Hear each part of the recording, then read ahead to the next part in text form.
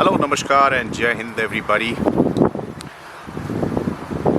Just, sort of after having analyzed and digested most of the information coming our way around how the geopolitics of the world is changing, what China is doing in Southeast Asia, especially along the India border, South China Sea, vis-a-vis Taiwan and so on and so forth, all the deployment that US forces are doing in Guam and in that islands with the 3 aircraft carriers there. Now today there's news around B-52 bombers, around 4 dozen of them have been stationed there as well.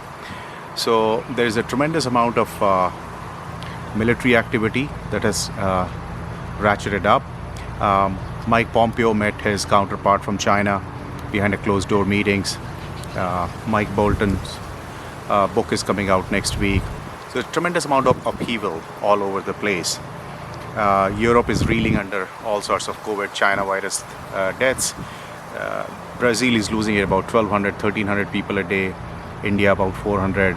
The whole world is 455,000 deaths now, and it's not looking like it's going to stop anywhere before 1 million deaths or so, or even maybe more.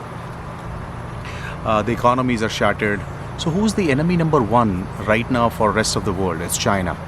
So China is the enemy number one, and if I take a longer term historical pattern, I just wonder, how did the world miss it all along? All the way from 1947-49, when Mao's autocratic rule was unleashed on China, his 30-year war, post-Second World War, his battles with India, his positions in the United Nations, and then the Chinese hegemony of 62 war with India, then cultural revolution in which they killed millions, and post-Vietnam. The biggest mistake that America ever did was opening up China for trade in 1970. And I think that political connection with America and China, and then post-80s, the American mercantilist capitalistic society for cheap labor and bigger market, the way they built America, the way they built China has literally, it's almost like you created a monster, now then you started to feed the monster, and then monster bulked up to such a level that now it's literally a threat to the entire planet, to entire civilized world and non-civilized world, whether it's developed world or developing countries. China is a threat to everyone, and the world has no idea how to come together to fight this menace. To a certain extent, world was very good. America took the leadership role in rallying the world against the Soviet Union and the communist forces. But China, being a communist nation, has been a lot more wily because of their Confucius little bit of civilizational thinking, to wiggle out of every time anybody thought of putting the clutches. But since 1980 something, nobody has been able to put clutches on China, is because America was backing its capitalistic investments in China, and America literally became its protector and savior. And one amazing thing, that now China has figured out how to play America and how to squeeze American balls as well and get away with the murder. And they are doing it again. They just signed, and I'm laughing at it, because if I can figure it out, why can't American public and American government and diplomacy is all under the hands of the capitalistic forces that have invested in China, so they naturally support their narrative. But they just signed the trade deal number 1. Mnuchin was saying we will start to negotiate trade deal number 2, and China is already making trade deal number 1 as a negotiating bargaining power. Isn't that weird? I mean, it was all about lowering the trade deficit with China by about $500 billion. And now China is saying that if you squeeze us too much in trade deal number 2, we will renege our trade deal number 1, which was about, they were supposed to buy about $200 billion worth of soya bean. I mean, it's almost like laughable how easy it is for America to get played by China. And it's not America. China played India too. And because India had as stupid of government from 1947 up to 1996, when India kept doing all these agreements with China, China kept hitting India below those threshold of those agreements. And the latest being in Galwan Valley 2 days ago, the fight that broke out between Chinese forces and Indian forces was totally that China had figured out that we will put all these in agreements, but staying below the threshold of agreements, we will take India down and salami slicing, capture the land, and so on and so forth. And then they bribed Congress government, Congress party, Sonia Gandhi, and all these guys away, and propped them as China's proxy in India, and did all the agreements India did was during Congress rule, 93, 96, 2008, and lo and behold, come to think about it, Chinese Communist Party has an MOU with Indian National Congress, and that is above a government-to-government contract, and then they have an MOU with just Nehru-Gandhi family. So Chinese communists knew very well this Nehru-Gandhi dynasty has a tremendous hold on Indian psyche, Indian politics, Indian press, Indian industrial sector and industrialists, and if you have them in your pocket, you'll have India in your pocket. And that's why Chinese Communist Party was able to destroy Indian economies and Indian manufacturing and everything from 2004 up to 2014. And as they saw that Modi is starting to correct the wrongs of Nehru-Gandhi dynasty and the whole Congress's legacy, they sort of started to put pressure on India, Doklam, then this, and Chumar, and everything else. Because their whole objective is to bring Modi down, to bring BJP down, because BJP is a nationalistic patriotic party, and they want to bring Lallu, Pappu, Rahul Gandhi onto the seat so that they can play India again and continue to destroy India in a very slow salami slicing method. So their whole objective is to destroy BJP, to destroy Modi. That's why they're opening this front. They are going against Taiwan because their new Prime Minister, Lee Ing-wan or whatever, is standing up to China. And whichever country, be it Indonesia or Malaysia, who's voicing a little bit concerned, they want to go against them. But in a very sort of satirical fashion, China is backed by America. If America can get more aggressive around unwinding their economic investment in China, there is no way China Communist Party will survive and be able to do all this bullshit that they are doing around the world. So it's almost satirical, it's almost comical how the world's biggest enemy is America's biggest enemy as well. 120,000 deaths have been crossed today in America because of this China virus. But because of a very small slice of Wall Street investors and wealthy Americans who have American government in their pocket as well, that they're able to fool 330 million Americans that make them believe that, helping China, working with China is in America's interest. It's not, because it's eventually the China that's going to destroy America. It's China that's going to just eliminate America. And its writing is on the wall. You can see it coming. You can see it how China, you read their global times, their press, how they mock and destroy Chinese American value system, be it democracy, be it open value, be it universities, be it the research, be the capital markets. And America is still not able to put their heads together and figure out a strategy to destroy China. So it's very comical, it's satirical, it's pathetic, and it's very disheartening and it's not like you have any good choice. Both the parties, be it Democratic Party or be it the Republican Party, they are so freaking greedy in America and so devoid of any value system that they are unable to fight a communist China that has fooled themselves by showing that they are their great partner in economic empowerment and development of the society. And slowly but surely, they're destroying the very ethos and value system of America, what is important to American life and society, which is democracy, open society, safety, security, playing by the rules, and so on and so forth. And a little bit of moves that Trump has made with WHO, what threat he issued to WTO yesterday, signing Xinjiang bill. It looks very cosmetic. And even the aircraft carriers that are sailing in Pacific, I don't think China is worried about it. They started to write editorials, it's good for America, let's talk.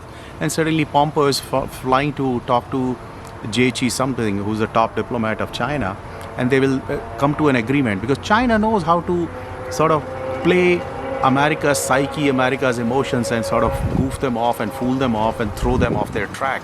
And they will be able to do it. So it's almost like all the values and virtues that are important for America, that's a good for America, has become American weakness. A very similar approach China has used with India. So they just know how to keep. China never wants to fight a full-scale war because they are not capable. There's a conscript army. They are a bunch of sissies, pussies, and they just don't have the gumption to fight anybody full-scale war. But they just want to keep pinpricks below the threshold of the war and continue to win in a small salami slicing, as they call. So they have captured tons of Indian territory. Then they know how to prop up proxies and fight through proxies. So Pakistan has been fighting China's war. And they have created North Korea to kind of keep track on South Korea and Japan and the far north corner of China. So this whole concept of how China plays out its foreign policy, how China is a destabilizing factor, a communist nation that does not respect life or freedom of speech or any sort of freedom or liberty, is sort of antithesis to everything that democracy and open societies are up for. And America still continue to support them and play them up. And if China has become $14 trillion, $15 trillion economy and has all the military power and everything, it's all because we created that bloody monster as an American. And that monster has been unleashed on the rest of the world. So China is world's enemy number one. And America needs to figure out how to get onto this chop this monster out in a slow and methodical fashion, move the supply chains out. And the only way you can do it is bloody take the whole financial flow into China, the capital markets flow, the industrial flow, the know-how, the knowledge and wisdom of China, take it out. And that's the only way that Communist Party is going to fall. And this hope and expectation that China will play by the rule. They never play by the rules. First thing they do is they'll do a contract with you that's in their interest, and somehow they're able to fool each and every one by corrupting, because they know in democratic societies corruption is a big thing, be it India, be it America, you name it. So because there are opposition parties, they bet on some opposition party who will oppose the good one, and that will keep the internal forces in balance in all these countries. And because they are a controlled communist nation, you can't do it, and they issue so basically they play the very system and the dynamics of a democratic society to weaken the democratic societies. And then that's why they are able to build all these strength and power and are just become number one nuisance to the world. So the world better sees it and stand up to China and bring this Chinese monster down. India looks like Modi has no option but to fight it out. He will wage a war. And America better support India if they want to bring Chinese Communist government down. But America being a very, sort of mercantilist, capitalistic society, the very ethos that America was built on have been compromised with what I call over-capitalistic zealots here. And those are the ones who are supporting China and have the relationships in China. So America is being destroyed from inside. Similar forces are operating in India. Modi is finally the one, at least, who's a hardcore patriotic nationalistic person that you can't question his intention, and that's one reason why China is keen on bringing him down. If Modi falls, if India loses this war with America, with China, then America has to be blamed for it, and America is going to pay a huge price for it, and in fact all the European open societies are going to pay a huge price for it. So my advice to anybody who listens to it, get their ideas straight about China. Chinese and China has to be boycotted. Boycott their products, boycott their services. If governments are not doing anything, we individuals can take the destiny in our own hands and find alternatives to Chinese products. When you search for products on Amazon, or if you're buying online, look for products that are made in America or made in a friendly country. And that is the only way capitalistic societies work. They follow the dollars. Where the dollars walk, capitalists walk behind them. So it's a little bit tough, little bit hard, but so be it. If you're a patriotic, nationalistic person, you will let your dollars do the talking, bring China down 1% at a time across the globe. And even if 30% of the global citizens start to think against China, operate against China, work against China, China will fall. So in India, I'm seeing some very good movement, some very good noises, some very good ideas coming out to bring Chinese economic partnership with India down. A lot of central government contracts are being cancelled, and Indian emotions have been mobilized. So Indian nationalism is on the rise, and I think BJP is going to cash on it. Modi and his team is going to encourage it, and that's not a good sign for China. China is going to lose about $60 billion that India used to give them a year. That's a significant amount. America needs to find a way. Somehow, I don't have faith in American politicians. They're all bloody, cowards and short-sighted. Reagan was the last great president, I would say. Since then, all of them have been short-sighted, unable to manage. They just want to get elected and write their, retirement out, make 500,000 talking speeches. American politicians have sold America. America has been hollowed out by American politicians, by capitalists, and the ethos of America, what America stood for, freedom, liberty, democracy, all those things have been compromised. It's a very sad state. And my hope is that an average person, an average American, an average Indian, an average European sees the Chinese sort of malicious intent behind everything that they're doing around the world and start to sort of boycott them, dump their products, cut their relationships with them, and sort of isolate the mess. And that's the only way to bring this enemy down. Governments, eventually democratic governments, will see the trend, they will fall in line, and that's the only way democracies run, is by individual citizens becoming more aware, taking charge, and start to move in the directions they want the country to go. So that's my this whole thesis and talk on how China is the enemy number one. Let's bring it down. Let's hate communism. Let's hate Communist Party. Let all come together to boycott Chinese products and goods and services, and move in the direction of creating a China-free world, if you will. To hell with the communists, and let's pull the Communist Party down. Thanks. Bye.